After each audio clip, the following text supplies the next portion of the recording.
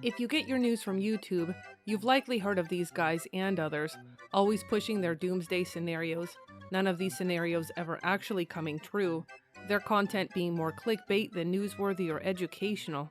So why is it that their predictions haven't come true, and are unlikely to in the future? To understand why, you'll need a real lesson in economics. Once you really understand economics, you'll stop relying on charlatans like these. So, out of the way, George. Let's start with the most basic principle in economics, that money and wealth are two separate and different things. This is since wealth has inherent value, while money doesn't. I mean, you can eat a chicken, right? But you can't eat money, even with ketchup. Money is simply the token we use to trade wealth. It was long ago created as a tool to more conveniently trade wealth. Given wealth predates money, and at first existed without it, it would remain an independent factor in the economy, while money would become and remain dependent on the creation of wealth, given how it was created precisely to serve as the mere token for the trade of wealth. So long as wealth exists, money exists. If wealth ceases to exist, then money ceases to exist along with it, or its value becomes nothing. So as you can see here, consistently, money is dependent on the creation or the existence of wealth, not the other way around. This also means that any crisis in the financial sector does not necessarily equate to an economic crisis if the factors for the production of wealth continue to exist and be accessible. In these cases, financial institutions will just paper over the crisis by buying the bad debt or facilitating the takeover of an ailing financial institution. A real economic crisis arises when there is a disruption to the accessibility of production of wealth factors, rather than when there is a disruption to the token system. To understand this relationship between money and wealth, let's put the whole economy within the context of the scales of equality. The economy as a whole consisting of the trade of the wealth that is produced. The scales of equality comprise the first method by which people came to understand the relationship between the two. These scales being symbolic of the equation that describes the relationship between these two very different yet ultimately equivalent factors. Here we put money on one side of the equation and wealth on the other. Equation here referring to the relationship between two things considered not same, but instead equal to one another. Fundamentally, any economy, whether those of antiquity or of today, is based upon the production of wealth comprising the creation of goods and services. This means that any economy is fundamentally reliant on the factors that enable the production of wealth, as opposed to just money. At first, during the early days of the free market economy, these essential factors would have been things like human labor, land, and material resources. Later, additional resources like technologies and advanced knowledge would also become essential, this time in the efficient production of wealth. The relationship between money and wealth helps to explain today's bizarre economic era, which has so far avoided any major recession, stock market collapse, or real estate collapse, despite the dizzying everything bubbles and money printing we've been through in the past decade or so. So to better understand today's bizarre economic scenario, and to understand why its outrageous acts haven't led to collapses as the doomsdayers predicted, let's return to those production of wealth factors to see if they can shed some light on this mystery. Turns out that the last factor, the efficient production of wealth factor, holds the key to understanding today's bizarre economy. It also becomes key in explaining why the predictions of the doomsdayers have failed. Modern capitalism was keen to take one important detail of economics into account, this being the observation that money was the first technology. Hence, money and technology have an inherently codependent relationship, wherein technology can support money printing, given how it has the power to increase productivity. In other words, the money supply increases in order to enable the exchange of an increasing amount of wealth. Now let's go back to our scales of equality, to our economic equation. Here, technology goes on the wealth side since it can be implemented in the efficient production of wealth. As wealth comes to be produced more efficiently, there will come to be more of it, enabling more money printing. If the growing money supply is adequately invested into the advancement of technologies that lead to greater efficiencies, then these technologies will at the same time facilitate ever more money printing. This explains why money printing high-technology nations, like the US and Japan, have always prioritized investing in technologies above any other type of investment, and have thus avoided, for the most part, the inflationary problems money printing has caused other nations. This explains not just why the US has gotten away with so much money printing without consequence, it also explains why the doomsdayers' predictions of collapses have failed to materialize. Technologies can help to control for the inflation of prices for consumer goods, but they can't help to control for the inflation of prices of things not directly produced by technology. Assets like real estate or equities like stocks, precisely the kind of assets these guys claim will collapse. Housing especially continues to rely on the essential factors of production like land and human resources, factors which technology can't make more of. Other political factors also complicate production in the housing sector. Because the money supply continues to outpace the supply of assets like these, their prices will continue to go up and stay up over the long term.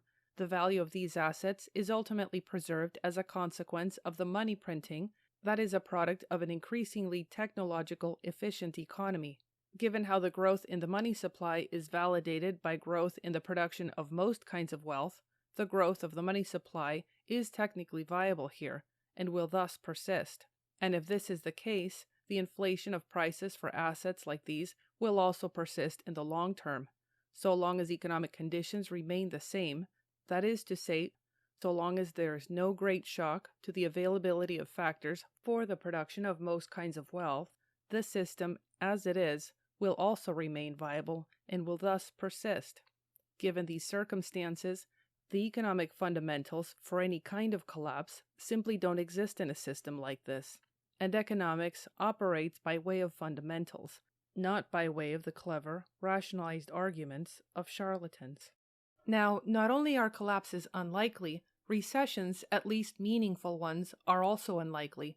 This is since the economy has at this point entered into a sort of middle age as a consequence of its technological development, which has in a short time greatly advanced and exhausted the life cycle of this economy. This economic stage Forbes describes as late-stage capitalism. This stage brings with it relative economic stability, albeit at the cost of a growth plateau. The exciting ups and downs of youth, where riches are to be made and adventures are to be had, are long over. In other words, the economy is about to get as uneventful as George's own middle-aged life. Given these circumstances, there's no reason for why something so exciting such as a collapse would occur. There's no reason for why life would get exciting at all from here on, right, George?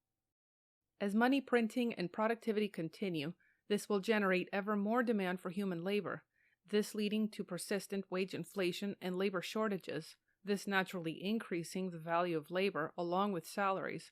Not that this helps one's paycheck, given that the cost of labor is tied to consumer prices, so as labor costs go up, so do your bills. As you can imagine, it's kind of hard to have a recession if there's a labor shortage as it is. Now, recessions are technically assessed on the basis of contractions in economic growth rather than layoffs. However, even if that's the case, persistent inflation bars economic contractions, given that it is, in itself, a sign of an unfulfillable continued demand for products, that unfulfillable demand being the consequence of a labor shortage, that labor shortage in itself the consequence of the economy reaching a level of potential productivity which outpaces the supply of labor, or at least the supply of qualified labor. So long as the labor shortage persists, so will the inflation it causes, thus barring or certainly skewing any potential recessionary events in the economy. Given these circumstances, it looks like the economy is going to remain overheated precisely because of the clever technological solutions that were created to control for inflation in the first place. So as you can see, technology's economic power is found not in its ability to disappear inflation altogether, but instead in its ability to spread that inflation over a longer period of time via, albeit deceptive, means. This making inflation tolerable and thus economically viable, at least insofar as it relates to the prices of consumer goods. To put another way, technology enables the inflationary consequences of money printing to be spread over a longer period of time, making this money printing viable. A sort of Bonnie and Clyde, technology and money become partners in the crime of inflation, of deflating the value of money earned by the true wealth creators of the economy, by everyone who works hard to create wealth in the economy. So while technologies may bring about greater comforts and conveniences, they admittedly achieve all this at the expense of the inflation of prices and the deflation of quality, at the expense of our quality of life. In an economy, everything comes at a cost. Nothing is free. In an economy, everything we have comes not just from trade, but from making trade-offs. As the saying goes, you can't have it all. But wait a minute, you might think. How can this system remain economically viable? I mean, what kind of sucker would accept an economic system like this? One that only promises an increasingly lower quality of life in exchange for their hard labor. Why, those new to the economy, of course, the young and the immigrants, as well as the previously economically disenfranchised. Basically, all of those people who have no previous examples for quality of life to compare to that of today. It is these folks whom the system counts on to keep it going. This explains the capitalists' constant pandering to these folks, as well as their diversity campaigns. The immigration labor demographic being the most important given how it's comprised of work-ready adults and given that immigrants generally fill the jobs involving the actual production of goods and services. Naturally, these roles experience the greatest number of vacancies given how an economy is built precisely on the production of goods and services. So long as contemporary woke political agendas continue to proliferate unchecked throughout places like Latin America, or so long as incompetent, corrupt governments continue to receive financial support from the West, thereby perpetuating inept governments, the U.S. will continue to be able to count on the arrival of this key labor demographic. The dire living conditions these immigrants escape will leave them content with whatever life awaits them in the U.S., their continued arrival also being key to the viability of the Americans' continued money printing. As if the problems of ongoing inflation and the encouragement of illegal immigration were not enough, this continued money printing also creates another important issue: today's growing wealth inequality. Today's inequitable distribution of wealth actually serves to prevent the hyperinflation that would otherwise be a consequence of an economy where the majority of us were on the receiving end of this new money.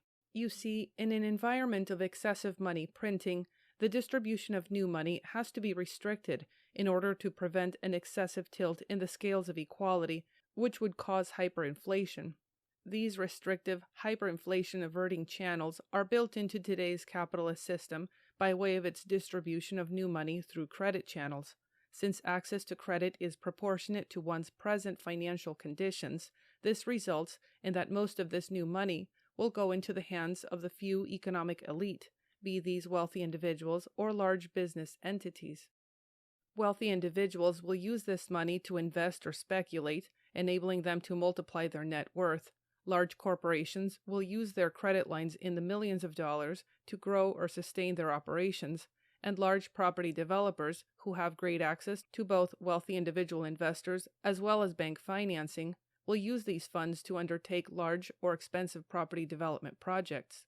Their access to large sums of credit enables these entities to become bigger and wealthier when compared to the rest of us, thus resulting in the kind of concentration of wealth problems that cause today's increasingly feudalistic economic environment, wherein, unless you belong to the elite or you're associated with them through employment or business, you'll find yourself increasingly propertyless and barely subsisting.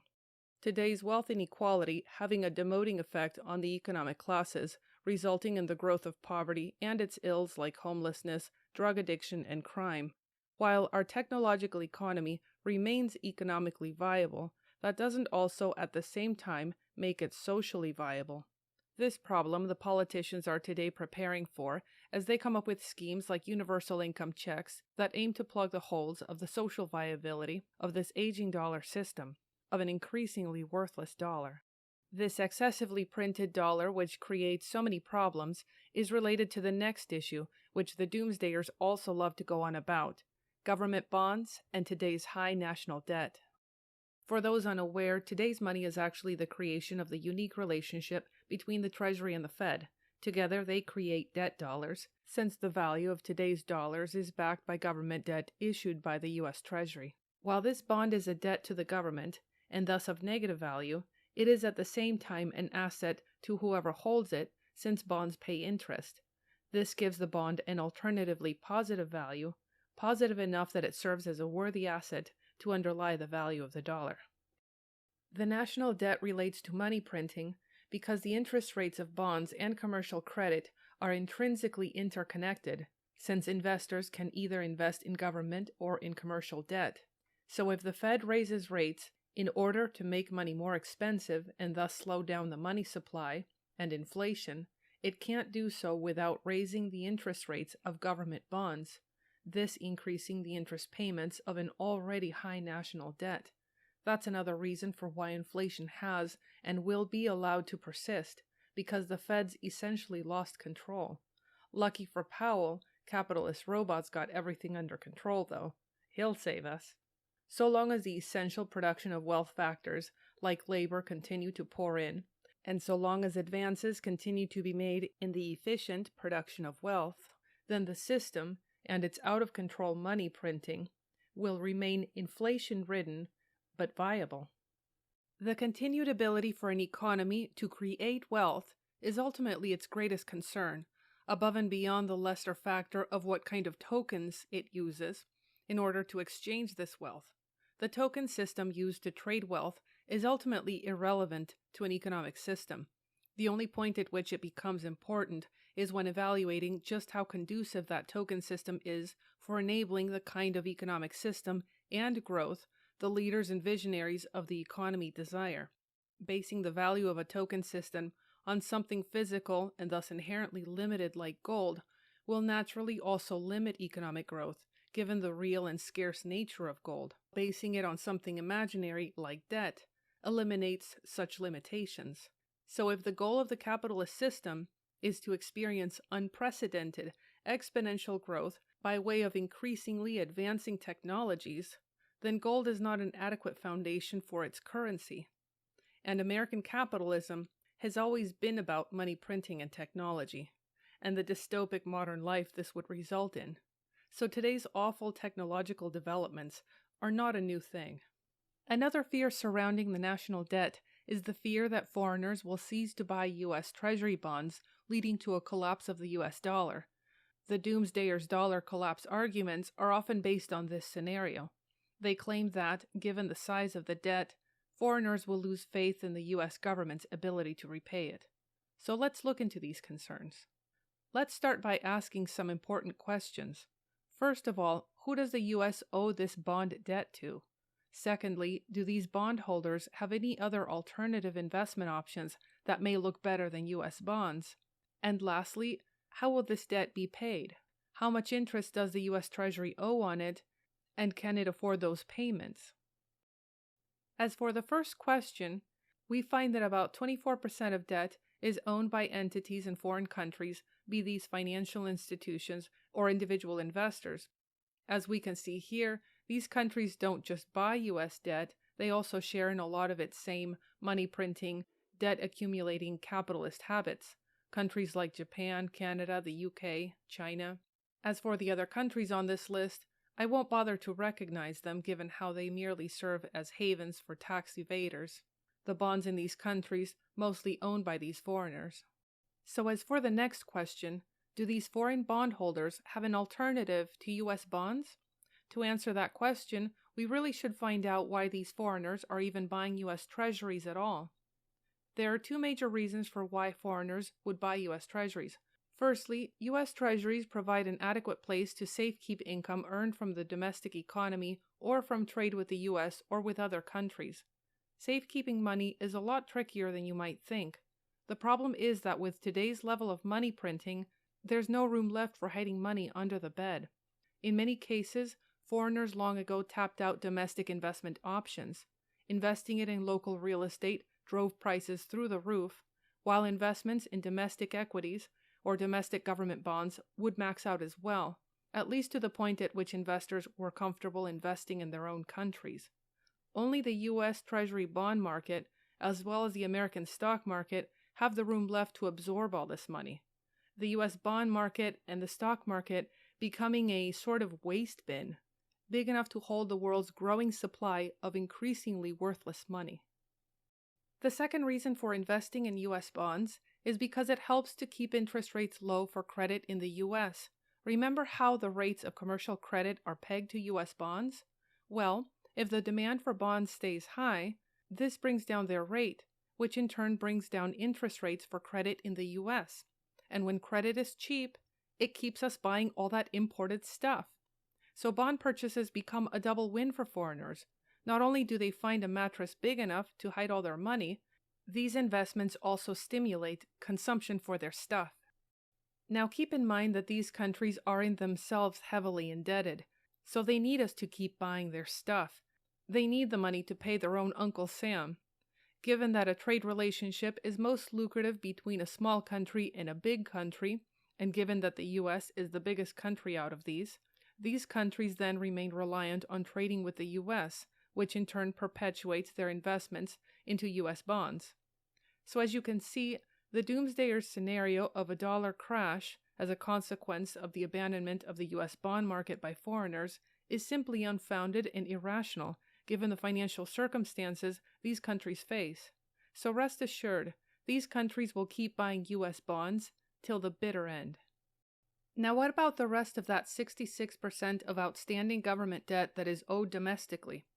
Well, as we can see here, the Fed and government agencies own about 40% of that debt. 37% of it is owned domestically by way of different forms of investments, for things like company pensions or savings plans, or these bonds are owned by insurance companies. Much like foreign countries, some of these domestic entities, particularly those managing pensions or insurance companies, also have nowhere else to put their money, given how overpriced stocks and real estate are. Consequently, once again, the bond market continues to be the only wastebasket big enough to absorb their money. That last point about bond payments brings us to the last question of whether these bonds can be paid. Let's look at the government's finances to answer that question. It looks like the IRS brought in about $5 trillion. The most recent interest payment on the debt was projected to be at $663 billion. Given the IRS was able to collect an extra $630 billion for that year, means that it came close to collecting just enough to take care of that interest payment. Of course, their tax collection does put them at a shortfall of $30 billion. So I guess the government's going to have to make some cutbacks on discretionary spending to make up for it. I guess that means less spending on developing terrifying post-apocalyptic military uniforms? That's okay. The military's going woke anyway, probably in anticipation to these cutbacks, so they won't need this stuff. Rainbow power's cheaper anyway. The last dollar collapse argument of the doomsdayers has to do with the threats made by certain members of BRICS, by members like China who are calling for the discontinuation of the use of dollars for trade, at least among BRICS nations, this theoretically leading to the dollar's devaluation. So who is BRICS? According to the doomsdayers, like Kiyosaki, it's a collective of countries powerful enough to gang up on the US dollar and cause its collapse. Of course, that is a gross exaggeration. In reality, BRICS is a motley crew of mostly developing, in some cases socialist countries, with unstable economies. While some of these nations do trade with the US, or they use US dollars for trade, their economic impact and global political influence is questionable. Let's look at the economic conditions of the 5 major nations comprising BRICS to determine just how much of a threat they really are. China has a large economy, and for many decades it was influential in world trade. However, the event of 2020 dramatically changed that. This event has effectively served as a controlled demolition of China's capitalist system. It's no surprise that it occurred during the reign of Xi Jinping, who was elected into power by party leaders precisely to bring to fruition the fulfillment of the socialist dream, his father having served as a right-hand man to Chairman Mao before becoming exiled for being a little overzealous. Consequently, Xi Jinping comes from verifiably good communist stock. Socialist doctrine dictates the need for the development of a proper capitalist economy. This which then naturally transitions into a socialist economy after capitalism crumbles from the weight of its own mismanagement, from things like rampant speculation and inflation. As the capitalist system crumbles, the socialist government then takes possession of its assets, leading to the transition of a proper socialist state. So China, at the moment, is in the midst of this social experiment. Another large nation of BRICS is Russia. Let's see how Russia's doing these days. Putin's attempt at restoring Russia after the fall of socialism has caused him to have to wage war with territories previously under the dominion of the old Russian Empire, countries like Ukraine, which today is an independent nation. Hence, Putin's invasion has resulted in retaliatory sanctions by EU members and by the US. These sanctions have been more instrumental in weakening the Russian economy's influence on the US dollar than they have been in weakening the Russian economy itself. I guess if the Americans sought to weaken Russia's influence over the dollar with their sanctions, they've achieved their goal. So here again, another BRICS member nation fails to prove a menace. Let's see who remains on our list of scary and powerful BRICS nations. South Africa. Well, given its history of racism and colonialism, they likely have a socialist-leaning government, like so many other post-colonial nations. South Africa's post-colonial liberation movements of the 1960s would get their support ideologically or financially from socialist powers who, like them, also opposed Western liberal capitalist imperialists. Unfortunately for South Africa, though, socialist political establishments are invariably detrimental to any economy, given their propensity to mismanage essential institutions, or because they encourage an overall environment of ineptitude and corruption. We have an example of this kind of corruption and ineptitude in South Africa's current energy crisis that's become so severe it has significantly impacted the nation's GDP growth. So much for the South African threat. Let's look at Brazil next. It looks like they recently re-elected ex-President Lula. This president, like so many other political leaders in Latin America, proved during his last presidential term to be nothing more than a puppet to the American liberal establishment. A great and very thorough article by NACLA talks about just how neoliberal, that is to say American globalist capitalist, the policies of Lula were during his first presidency. This despite the fact that he ran on the Socialist Workers' Party ticket. Lula would change his political tune after receiving criticism from the American liberal establishment of the time. It was to appease the American liberal status quo that he changed his tune despite his political identity and his following. This just tells you who he's really interested in pleasing. Today, he continues to appease that American liberal establishment with his promotion of a woke agenda, which consists of socialism light. You know, pandering to green initiatives, indigenous people's rights, the usual. Little is mentioned about what he's going to do for the economy. Of course, woke policies, given their basis on socialism, are generally detrimental to economic productivity, since that is not their goal, and since their mechanisms run counter to economic productivity. Of course, it's in the best interest of the American liberal establishment for Brazil to deteriorate its global economic power. Consequently, Lula's new woke government is beneficial to the liberal establishment's goal of diminishing BRICS' overall influence. The last country on our scary list is India. This is the only BRICS nation that actually shows any promise, given how it is economically productive, mostly politically functional, and is on friendly terms with the US along with other nations, this yielding a strong export economy for them. India is a democracy with aspirations to developing a proper, high-tech-driven capitalist economy. They are engaged in ample trade with the US, supplying it not just with stuff, but even skilled workers like engineers, programmers, scientists, and doctors. India is also a country with a massive population of 1.4 billion. That's 4 times the US population. This matters because big countries have to do trade with other big countries if they want to sustain their exports or if they want to grow. Given how there are few large countries out there, India is pretty much stuck trading with the US. They trade with China, however, they're not on good terms with them. Long-running border disputes, as well as ideological differences, given the socialist nature of China, are just 2 of the biggest issues between them. It's no surprise then that China's call to curb the use of the US dollar was objected to by India. India is not about to turn their back on an ally just to satisfy an enemy. I should also bring up Saudi Arabia's recent integration into BRICS, since it was seen as a real scare for the petrodollar by the doomsdayers. This is since, through BRICS, Saudi Arabia could now come to accept China's yuan for the payment of petroleum as opposed to the traditional petrodollar. However, even if they did accept some payments in yuan, these payments wouldn't really account for that much in terms of global trade, for enough to cause the dollar to crash. Not to mention that dollars unused by China become dollars used by whatever other countries have come to replace them in international trade. So as you can see, BRICS and its members hardly present a threat to the US dollar. Once again, it becomes clear that the doomsdayers are just exaggerating the facts for clicks and views. With their clickbait content, these guys are doing a lot more than just spreading misinformation. They're distracting us from the economy's real problem, and thus consequently from its real solution. As you can see, it's evident that this system is economically sustainable. Consequently, this is not a system that'll simply collapse under its own weight. In other words, this economy is not a problem that's going to resolve itself. Concocting arguments for why a system would or should end is not enough to bring it to an end.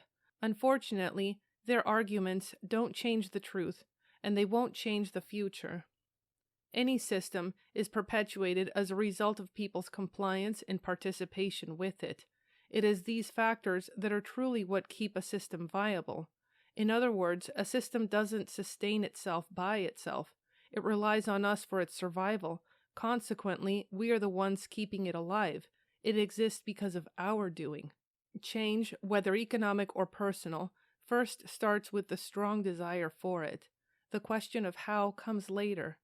First, you have to want it more than the present itself or any other alternative. It's after this desire for change has become a conviction for change that your mind will figure out the how. If enough of us coincided in this conviction, we could create a new system. The real question is, what's holding us back? It's about time we stopped allowing ourselves to become divided over petty political issues and allowed ourselves to be united over this much bigger issue, one that affects us all.